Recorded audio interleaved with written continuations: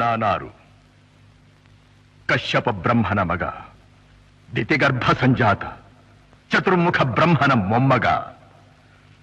ವಿಧಾತನಿಂದ ವಿಧಿ ಬರಹವನ್ನೇ ಬದಲಾಯಿಸಿ ಮರಣವನ್ನೇ ಮೆಟ್ಟಿ ನಿಂತ ಮಹಾವೀರ. ಅದಿತಿಯ ಮಕ್ಕಳ ಅಟ್ಟಹಾಸವನ್ನು ಸುಟ್ಟು ಆದಿತ್ಯರ ಅಟ್ಟಹಾಸವನ್ನು ಮಟ್ಟ ಹಾಕಿದ ಸಾಹಸಿ.